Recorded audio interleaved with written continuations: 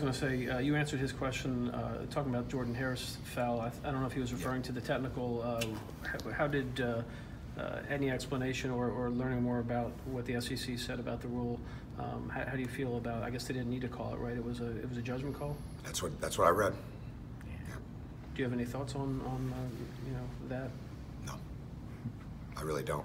I mean, I was here, right? I mean, here's my thought. It's going to be very interesting watching it go forward, not only in the SEC, but throughout the country. Now, that will be interesting. And if I've gotten any calls on anything, a few sympathy calls, but most importantly, what's going to happen next time, from other coaches. So that would be my only thought there. But it's not going to do anything about what changed the other day.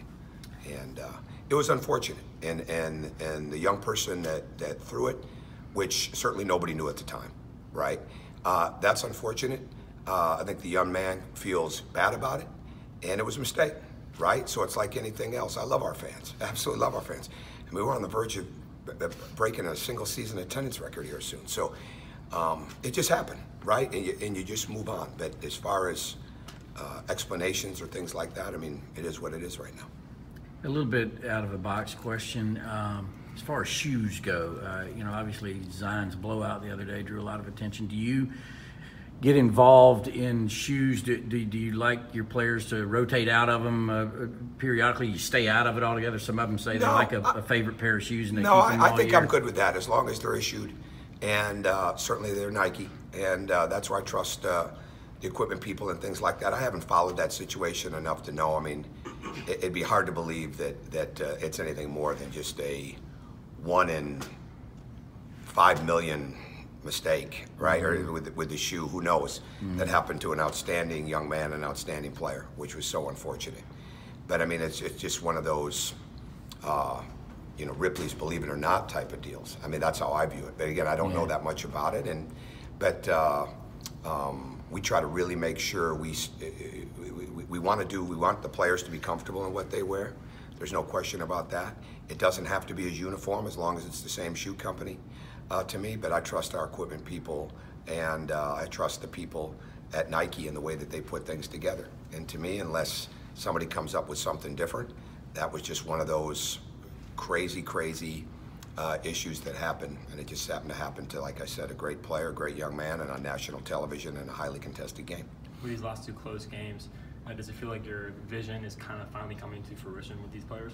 I don't look at it like that. I mean, you're in the process of it every day, so it's all about measuring improvement, all right? And I'd like to be able to measure the improvement in the win-loss column, but that's not happening as quickly right now.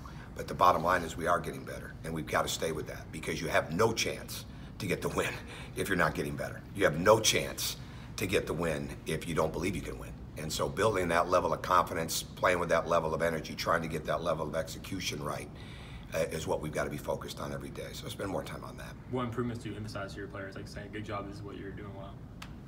I don't understand. Like what, because you haven't improved in the win column, but like you've seen improvements on the court. So like what do you try to reinforce the positive? Well, sure, yeah. I think you're always teaching. You're teaching them what they're doing well, and you're trying to show them what they can do better. And it's a matter of trying to get to your strengths, especially in the game. All right, you're trying to work on your weaknesses in practice, and you're trying to cover them up when you play the game. All right, and try to stay away from them as much as you can. That's any team, whether we were playing for a championship right now or not. You're always trying to make sure you're playing to your strengths in the game. But in my estimation as a coach, you're always trying to work on your weaknesses with your players, because they deserve the opportunity to get better no matter what.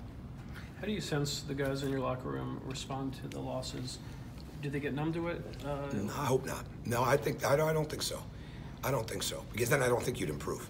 I think you wouldn't see improvement if that was happening. I'm very disappointed. The other night was a very tough locker room. Very, very tough. Now, I'll be honest with you, we've had a couple that disappointed me, that it wasn't tough enough in the locker room. And I've addressed those things over a period of time, because that's all part of building your standard too. And you want people that they want to, it's most important how they feel during the game, because that's the only time you can do something about it. But you don't want people that can just let it go that quick. And they don't necessarily have to treat it like coaches. I learned a long time ago that not everybody's going to be built that way. But you can't just let it go like that. Those are standards that have to be built. But a lot of times what that says is when you're putting a lot into it and you're putting a lot into it mentally and physically, it's going to hurt you, right? But then the trick is, can you come back from it? And how quickly can you come back from it? How quickly can you learn from it? So that's what I see. But it was very tough to be in there with them the other night. Any other questions for Coach? All right, Thanks, good luck sir. with that. All right, Yeah, see you later. Thank you. Thanks.